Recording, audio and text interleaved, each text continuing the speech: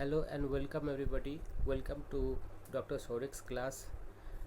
Today we are going to study the chapter Temperament from the philosophy of Dr. H. Roberts. It is a very important chapter. This is the chapter number 20 of the book The Principles and Art of Cure by Homeopathy. तो first of all जब हम लोग इस temperament के बारे में पढ़ेंगे शुरू करेंगे तो इसमें ये जो स्लाइड है स्लाइड में देखो इसमें लिखा है कि in homeopathic instruction there is frequent mention of temperament specially do we consider temperaments in case taking and in prescribing perhaps it is wise to give some consideration to a definition of temperament and just what weight it should have in taking the case and prescribing. मतलब temperament जो है ये हम लोग को एक case को समझने के लिए ड्यूरिंग द केस टेकिंग ये हमारे लिए बहुत ही ज़रूरी है. इसके बाद ये लिखा है कि there are 4 classical temperaments nervous, bilious, sanguineous and phlegmatic. तो according to doctor Roberts there are 4 main type of temperament nervous, bilious, sanguineous and phlegmatic. तो इसमें जो है कि एक व्यक्ति में सिर्फ एक ही टाइप का टेम्परामेंट आपको नज़र आएगा ऐसा नहीं है. There are many combinations of this type usually which with one basic type predominating. So from the definition we are getting that कि temperament that is the disposition of an individual that influences his metabolic processes, his manner of thought, action to any stimuli in his is his temperament. Temperament का ये मतलब होता है कि देखिए हर कोई जो इंसान है इसका एक अपना आधार है, एक चीज़ है कि जिस पे जिस टाइप को बना हुआ है उसका जो बनावट है. तो इसमें जो है कि उसको किस टाइप का बीमारी हो सकती है, किस टाइप का एक्शन एंड रिएक्शंस उसके शरीर के साथ हो सकता है, कौन सा चीज़ द्वारा वो ज़्यादा इन्फ्लुएंस्ड हो सकता है, ये सारे चीज़ जो है ना इसका टेम्परामेंट पर डिपेंड है. Now factors indicating temperament. हम लोग पहले ही जान चुके हैं कि 4 टाइप का टेम्परामेंट होता है. तो this temperaments are to a very large extent physiological, but besides the stature of the patient the matter of temperament implies colouring, functional tendencies of circulation, elimination, respiration and so on, and at the same time mental and emotional tendencies in reaction to environment and circumstance.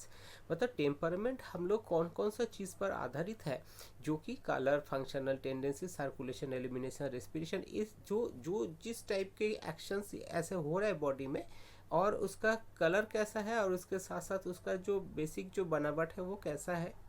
So all this type including the mental and physical characteristics जो है ये सारे temperaments के अंदर आता है. तो इसमें ये जो है कि this is the 3rd paragraph of the chapter temperaments from doctor Roberts.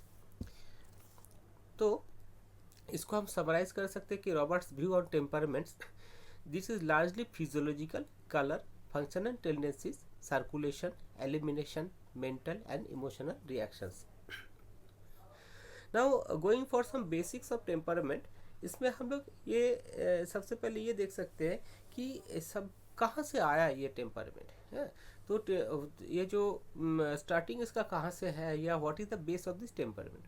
तो इस पैराग्राफ में ये लिखा है कि it has been said that the temperaments are cast in the very beginning of the new individual when the parent cell first unite and that once cast there is no deviation from them and that what is physiological cannot be influenced or changed by the action of our remedies. तो सबसे पहले जो कि जिस समय में जो एक जाइगोट तैयार होता है जो starting of this of the life, तो उसी जगह से उसका टेम्परामेंट तैयार होता है.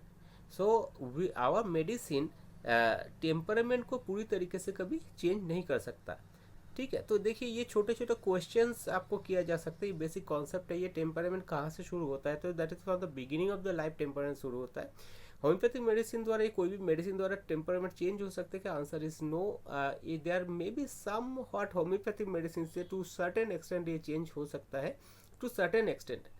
तो but there is no medicine can change the temperament completely. आप इस नीचे देख सकते हैं इस पैराग्राफ को कि both these statements are to a considerable degree true, but perhaps it would be more definitely true if we said that initial tendency cannot be changed. तो जो एक इंसान का जो बेसिक चीज़ है ना, तो वो कभी मेडिसिन द्वारा पूरा चेंज नहीं हो सकता. Initial tendency can not be change, but that the homeopathically indicated remedy prescribed accurately in babies and children can so modify the physiological tendencies as to prevent their unfavorable ultimates to a considerable degree.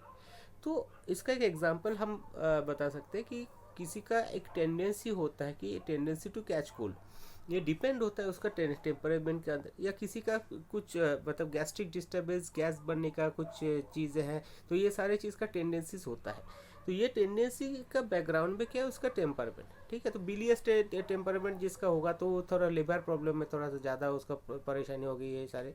तो our homeopathic medicine when applied properly it can change the temperament to a certain extent where this tendencies of the GI disturbance can be stopped to certain extent. Okay. So from this we can summarize, it is the temperament is inbuilt, it cannot be influenced or changed. With homeopathic remedies can be modified to prevent the unfavorable effect. Responsive to homeopathic treatment, so temperament is responsive to homeopathic treatment, prevents dangers arising from temperamental weakness. Next, तो इसी basic को थोड़ा continue और करें तो हम लोग को थोड़ा मतलब कॉन्सेप्ट इस जगह पे बन रहा है कि the morbific influence that are attracted to the temperamental tendencies are amenable to treatment and can be removed by the homeopathic remedy. तो जो मॉर्बिफिक इन्फ्लुएंसेस हैं जो कि एक टेम्परामेंट द्वारा वो अट्रैक्ट हो सकता है, अर्थात टेम्परामेंट जिस टाइप का होगा उस टाइप का बीमारी उसको ज़्यादा अफेक्ट करेगा. अब होम्योपैथिक मेडिसिन द्वारा जो है कि टेम्परामेंट तो चेंज नहीं होगा, लेकिन उस बीमारी में अफेक्ट होने का जो टेंडेंसी है वो काफ़ी हद तक रोक सकता है. तो इसका मतलब है जो बीमारी किसी व्यक्ति को अटैक करेगा उस अटैक को होम्योपैथिक मेडिसिन द्वारा काफ़ी हद तक प्रिवेंट किया जा सकता है. Okay, so it is also written here कि the homeopathic prescription is often biased by the temperament to the extent that certain temperaments bring out certain symptom pictures which are more readily than do other so-called temperament. For instance, the phlegmatic type is essentially sluggish in reaction. We expect to find venous stasis and a marked tendency of this temperament, the opposite of the sanguineous. So we get this type of temperaments in the different types of people, and we see that sluggish reaction phlegmatic temperament पे होता है. तो कोई sanguineous जिसमें reaction थोड़ा rapid होता है, जिसमें ज़्यादा ब्लड फ्लो का ज़्यादा टेंडेंसी ज़्यादा रहते हैं sanguineous में. हम लोग ये देख सकते हैं कि जो नर्वस टेम्परमेंट होता है इसमें थोड़ा क्विक एक्शन होता है, ये थोड़ा बहुत इस टाइप का हरिड इन नेचर इस टाइप का व्यक्ति होते हैं. So these are all the things which or we can say that all the characteristics which have these temperaments in the background. So we can say that the natural physical makeup of certain people predisposing them to certain reactions under certain circumstances make them particularly susceptible to certain disease influences are natural created by themselves or the environment or artificial created by homeopathic proving. So we see that इस chapter में फिर इसके आगे बढ़ते तो जैसे कि इस जगह से मैं आपको बताना चाहता हूँ कि शुरू में हमने क्या देखा कि टेम्परामेंट क्या है, कहाँ से टेम्परामेंट आया एकदम from the beginning of the life, फिर किस हद तक टेम्परामेंट को या तो चेंज किया जा सकता है, या what is basically what temperament is. Now after this Dr. Robert has given the conditions of this temperament in two aspects कि एक तो है कि जो नॉर्मल कंडीशन है जिसमें डिजीज़ हमको अफेक्ट करेगा, और एक है कि ड्यूरिंग द ड्रग प्रूविंग कौन सा ड्रग किस टेम्परामेंट पे पर्टिकुलरली अफेक्ट करेगा. तो देखा जाए तो कॉन्सेप्ट यही है कि जिस टाइप का टेम्परामेंट होगा उस टाइप का डिजीज़ उसको अफेक्ट करेगा ज़्यादा. जिस टाइप का टेम्परामेंट होगा तो उस टाइप के ड्रग जो है जो ड्रग का जो बेसिक में कुछ टेम्परामेंट के पर्टिकुलरली कुछ टेम्परामेंट पर एक्ट कर सकता है कोई ड्रग, तो उस पर वो एक्ट करेगा. So this is just the summary. The natural physical makeup of certain people predisposes them to certain reaction under certain conditions, making them particularly susceptible to certain disease influences. So this the temperament is making the susceptibility of the patient. This temperament predisposed to certain morbific reaction, and if not controlled, develop their reaction under certain conditions. So this is the thing that if you want to cure a patient completely, you have to completely treat on the basis of the temperament. But इसके बाद हम लोग discuss करेंगे कि temperament किस हद तक हम लोगों को प्रेस्क्रिप्शन में हेल्प करता है। क्या वास्तव में सिर्फ टेम्परामेंट ही एक प्रेस्क्रिप्शन को क्रिएट करेगा या मतलब मेक करेगा? तो इसके लिए आगे देखते हैं कि देखिए, एक तो बात है जैसे ड्रग प्रूविंग के बारे में लीजिए। तो अभी जैसे मैं बोल रहा था कि एक ड्रग प्रूविंग के समय में कौन सा ड्रग किस व्यक्ति पर ज़्यादा असर करेगा, यह डिपेंड होता है उस व्यक्ति का टेम्परामेंट के ऊपर। कुछ एग्जाम्पल है कि belladonna has shown marked reaction in the florid phlegmatic temperament. Phosphorus develop many symptoms in nervous bilious temperament. Baryta reacts more effectively in the dwarf, stunted or backward individual. Nux vomica brought out the most symptom in the nervous temperament. तो मतलब ऐसा है कि जैसे कि जो व्यक्ति का बेसिकली टेम्परामेंट नर्वस टेम्परामेंट है, उसमें नक्स भूमिका अगर अपन प्रूव करें तो नक्स भूमिका का बहुत सारे सिम्टम उस प्रूविंग के दौरान आएगा। सिमिलरली बेलाडोना अगर हम 10 व्यक्ति के ऊपर प्रूव करते हैं, इनमें से जो व्यक्ति फ्लेग्मेटिक टेम्परामेंट वाला है उनके ऊपर बेलाडोना का सिम्टम्स बहुत ही प्रोमिनेंटली और बहुत ही ज़्यादा आएगा। तो इसका मतलब है कि कौन सा ड्रग किस व्यक्ति पर असर करेगा वो उसका टेम्परामेंट पर डिपेंड है। ऑल्टरनेटिवली हम ये भी कह सकते हैं कि ये जो टेम्परामेंट है एक ड्रग प्रूविंग के टाइम में कौन सा ड्रग किस टेम्परामेंट पे इफेक्ट करेगा, ये कौन सा ड्रग का क्या टेम्परामेंट है, तो ये हम लोग इस तरीके से हम समझ सकते हैं कि जिस व्यक्ति में ज़्यादा सिम्टम्स दे रहे हैं उस व्यक्ति का कैरेक्टरिस्टिक्स देखो, उस व्यक्ति का कैरेक्टरिस्टिक टेम्परामेंटल कैरेक्टरिस्टिक देखो, तो हम लोग ये समझ सकते हैं कि जब मेट्रोमेडिका हम लिखेंगे तो बेलाडोना में हम लोग का ये आ जाएगा, it best acts on the phlegmatic temperament like this. Now coming to the treatment, we see that temperament whatever we are discussing about, तो these are very important। Temperament के ऊपर ससेप्टिबिलिटी डिपेंड होता है, लेकिन हमको अगर कोई ड्रग का क्या इम्पोर्टेंस है या कोई भी पेशेंट पे हमको एग्जैक्टली क्या चीज़ देखना है, इसमें सबसे पहला पॉइंट आता है सिम्टम्स और टोटलिटी ऑफ सिम्टम। इसलिए ये हेडिंग दिया है कि the symptoms are more important than colours. Actually जब भी हम लोग कोई ड्रग प्रूविंग करते हैं तो ये बात ज़रूरी है कि हाँ कोई जो टेम्परामेंट है पर्टिकुलर टेम्परामेंट पे कोई ना कोई ड्रग ज़्यादा उसका सिम्टम्स देता है। And if we see that if we prove the drug irrespective of the temperament, ज़रूर कुछ सिम्टम्स ऐसा ज़रूर आएगा, मैक्सिमम नंबर ऑफ प्रूवर में आएगा जो कि डिफरेंट टेम्परामेंट का भी है उसमें भी आएगा। मतलब there are some characteristics which are common to everybody. So temperament is a base of the drug, it is correct, but everything is not belonging to the point of the temperament. Similarly when we are treating the patient, तो कोई patient का जैसे उसका characteristic देख के हम लोग ये कह सकते हैं कि भाई ये देखो ये जो सामने वाला पेशेंट है ये फ्लेग्मेटिक टेम्परामेंट है और ये जो सामने वाला पेशेंट है ये नर्वस टेम्परामेंट है, ठीक है। लेकिन कोई जो फ्लेग्मेटिक टेम्परामेंट वाला देखने में वो उसका जो भी स्लगिशनेस है ये फ्लेग्मेटिक है, अब हो सकता है कि वो ऐसा कोई सिम्टम्स ऐसा कुछ दे रहा है जो कि नक्स भूमिका का हो। तो इसमें ऐसा नहीं है कि नक्स भूमिका का नर्वस टेम्परामेंट है तो नक्स भूमिका सिर्फ नर्वस टेम्परामेंट में ही काम करेगा, ऐसा जरूरी नहीं है। अगर सिम्टम कॉरेस्पॉन्ड करे तो फ्लेग्मेटिक टेम्परामेंट में फ्लेग्मेटिक टेम्परामेंट वाला जो मेडिसिन है इससे भी ज़्यादा और इससे भी अच्छा ऐड करेगा जो मेडिसिन उसके लिए टोटलिटी ऑफ सिम्टम में सिमिलर है। So the thing is that कि जब हम ट्रीटमेंट करते हैं तो ट्रीटमेंट के टाइम में एक पेशेंट का जो टेम्परामेंट है ये टेम्परामेंट हमको प्रिस्क्रिप्शन करने में हेल्प जरूर करेगा, लेकिन प्रिस्क्रिप्शन करने का जो बेसिस है ये बेसिस कभी सिर्फ टेम्परमेंट पर नहीं होता है. The basis of prescribing the symptom is always the symptom and its totality. So this is what is written in this slide. ये भी डॉक्टर रॉबर्ट का चैप्टर से क्लिक करके लिया हुआ है कि जैसे कि फॉस्फोरस का जो सिम्टम है, जरूरी नहीं कि फॉस्फोरस वाला कॉन्स्टिट्यूशन या फॉस्फोरस वाला टेम्परमेंट में ही ये देना होगा. कोई भी व्यक्ति में अगर फॉस्फोरस का सिम्टम्स आता है या कोई भी व्यक्ति में अगर पाल्सेटिला का सिम्टम्स आता है तो उस व्यक्ति में वही मेडिसिन हमको देना चाहिए. So this is the summarization. Again, homeopathic remedies act well on all body types of people regardless of their temperament.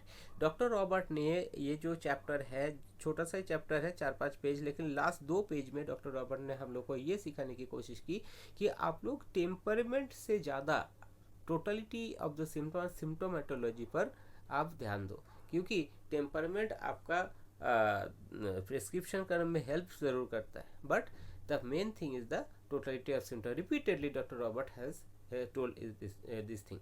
It means that the remedy proves itself irrespective of the temperament of the prover and acts well whenever indicated. तो हमने क्या कहा था, 2 aspect है, एक prover का aspect और एक है पेशेंट का एस्पेक्ट. दोनों में ही टेम्परमेंट जो भी हो, लेकिन मेडिसिन का सिम्टम्स ही या तो डिजीज का सिम्टम ही सबसे ज़्यादा इम्पोर्टेंट है. So in this thing we can conclude that when a remedy is indicated, the symptomatology gives us a basis of our minimum regardless of color or type. So prescribing on types or temperaments is at best a slack method of using the blessings of homeopathy. मतलब सिर्फ temperament पर prescribe करना, लेकिन proper homeopathic treatment हम लोग नहीं कर पाएंगे इस तरीके से. It is really keynote prescribing and then not on any morbific symptom but on general stature that is present from birth. Keynotes may often give us a clue to the indicated remedy, but this clue must not be allowed to overbalance our judgment in weighting the whole symptom picture. So everywhere we have to go for the symptomatology first, then we can take the support of the temperament to have a correct prescription. But the main thing is that जब भी हम लोग temperament के बारे में जान गए, इसका मतलब ये नहीं कि टेम्परामेंट ही आपका पूरा प्रिस्क्रिप्शन का बेसिस होगा. आपका प्रिस्क्रिप्शन का बेसिस होगा symptomatology, and this is what doctor Robert tried to make us understand in this chapter. So now we can have a quick look on some characteristics of the temperament. ये जो चीज़ है ये I have collected this thing from different other books. जितना doctor H Robert का temperament का chapter में था, ये जस्ट इन प्रीवियस स्लाइड में ये कंप्लीट हो चुका है. तो अभी हम लोग थोड़ा बहुत इसका डिस्कस कर लेंगे, देख लेंगे. अगर आप लोगों को किसी को इसको स्टडी करने की ज़रूरत है, you can take the snapshot of this slide, you can take the screenshot. Okay, so let us see sanguine temperament कैसे होता है. जिस टाइप का टेम्परमेंट हम लोग डिस्कस कर चुके हैं रॉबर्ट का फिलोसफी के अकॉर्डिंगली, और 1-2 टाइप का एक्स्ट्रा टेम्परमेंट भी मैं इस स्लाइड में डिस्कस कर लूँगा. So the sanguine temperament is of light complexion. इनका फुल पल्स होता है, ये ऑप्टिमिस्टिक आउटलुक के बंदे होते हैं, and these are having a quick action person होता है. एक्सट्रोवर्ट एंड ऑप्टिमिस्टिक, मतलब एक लाइवली नेचर का पर्सन होते हैं. एंड सैंग्विन पीपल जो है कि ये पार्टी पसंद करते हैं, हई हल्ला पसंद करते हैं, फनी टाइप का होते हैं, and often they are imaginative and creative also. Basically ये इमोशनल होते हैं, और एक मतलब we can see that he is expressive. वो जगह जहाँ बैठा रहेगा ना, वो अपना अटेंशन ड्रॉ कर लेगा, उसका एक्टिविटीज़ कुछ शो करेगा. They are having fickle, they flighty, frivolous, and even they are forgetful, gossipy and inconstancy. कुछ ऐसे चुलबुले टाइप के लोग होते हैं, बच्चे होते हैं, तो जो हमेशा कुछ ना कुछ करते रहते हैं, इस टाइप का. Insincere, lacking depth, scattered sensuality. तो इस टाइप का जो है कि थोड़ा बहुत इतना डिसिप्लिन या चुपचाप टाइप का आदमी नहीं है. दे आर काफ़ी एक्टिव एंड काफ़ी एक type we can say that extrovert type of person. So these are related with the scrofulous diathesis are related with the soric miasm. Comparatively nervous temperament, लेकिन ये थोड़ा सा मतलब इनके जैसे इतना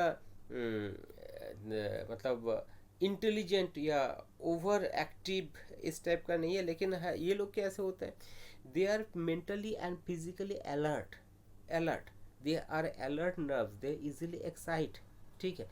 तो और इसमें जो है ना they act quickly and rapidly, है।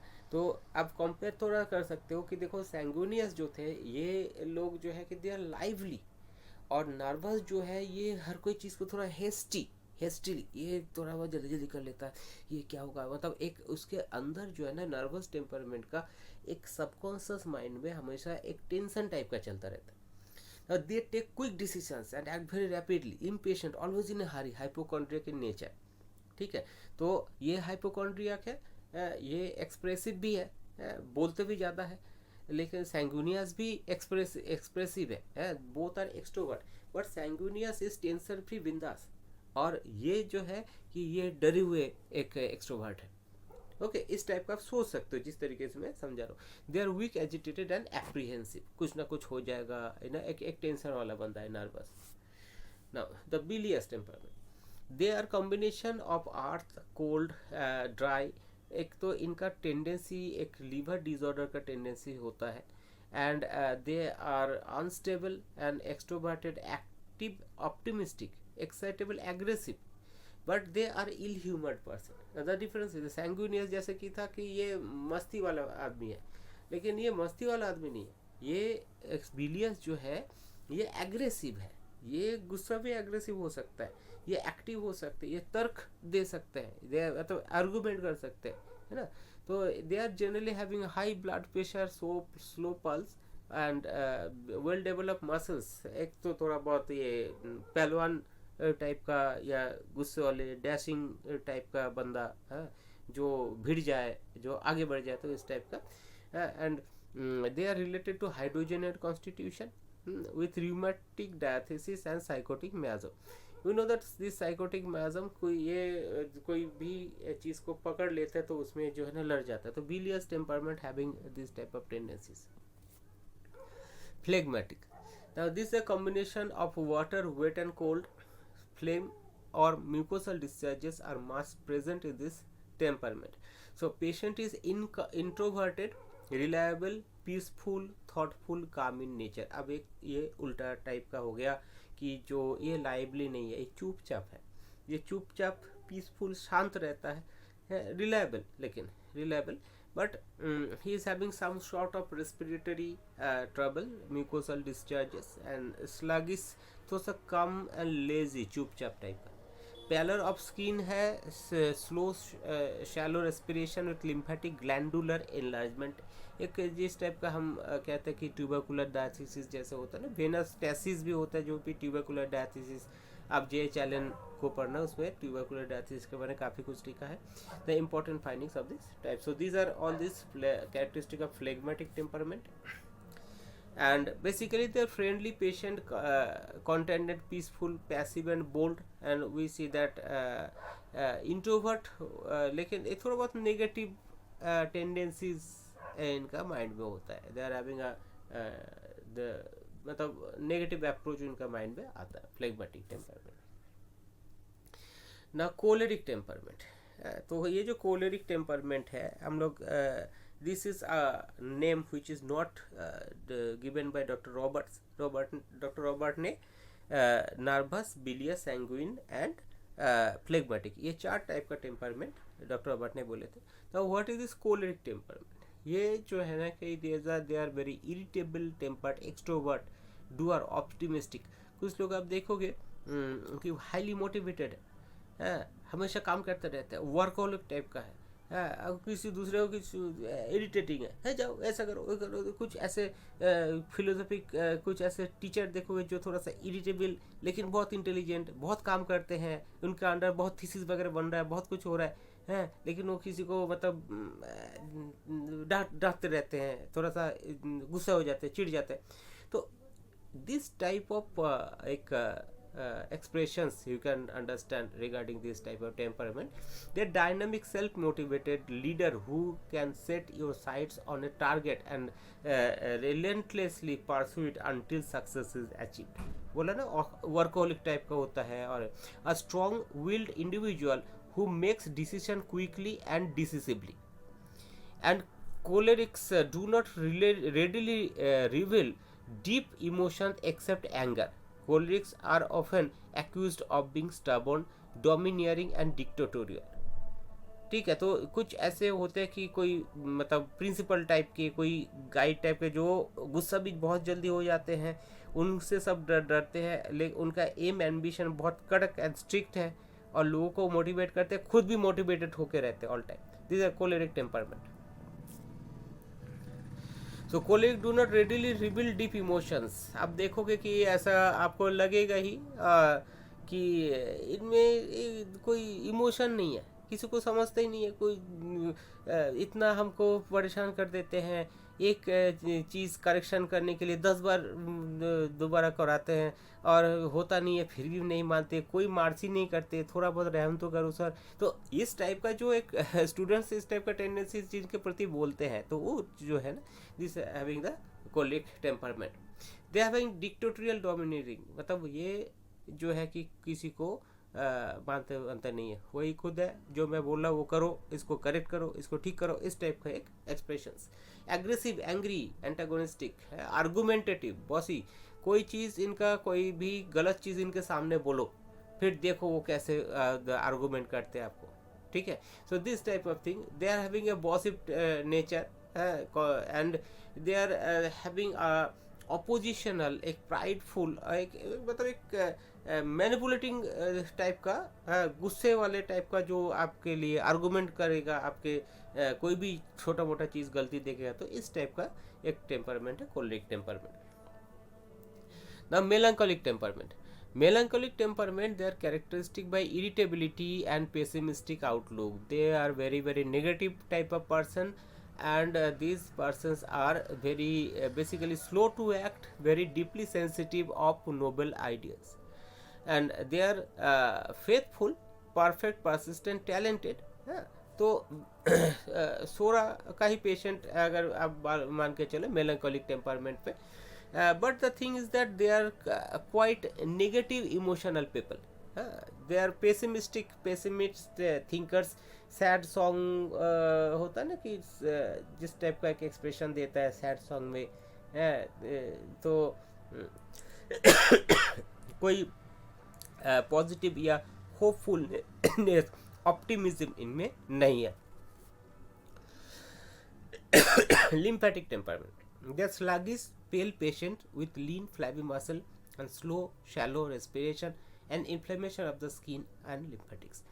These type of they are having this type of physical conditions होते हैं, and they are termed as lymphatic temperament. They are basically you see that many of the people, they are having some type of flabby muscles and slow respiration, मतलब इनमें जान कम है, इस type का भी एक चीज़ है. And they are basically very sluggish in nature. So they are the lymphatic temperament. They are having a tendency of the sluggish circulation of the limbs. Okay, so we have discussed the thing. Particularly I would like to tell you that the question is, describe the temperaments as given by Dr. H. Roberts. तब आपको ये जो 4 type का temperament है, nervous, बिलियस, सैंगुइनियस and phlegmatic, इनके थोड़ा characteristics बताना है. और एक क्वेश्चन अगर आया कि व्हाट आर द थीम, और व्हाट यू कैन से कि what did doctor H Roberts try to discuss या try to make us understand in the chapter the temperament. Obviously हम लोग ये बताएंगे कि टेम्परमेंट जो है ये 4 टाइप का टेम्परमेंट डॉक्टर एच रॉबर्ट ने बताया है. लेकिन इसके साथ साथ हम ये भी बताएंगे कि डॉक्टर रॉबर्ट ने ये मैसेज हमको दिया कि टेम्परमेंट ही प्रिस्क्रिप्शन करने का मेन पॉइंट नहीं है. The symptomatology is the main thing on the basis of which we have to select the correct remedy. Okay, thank you, will meet again.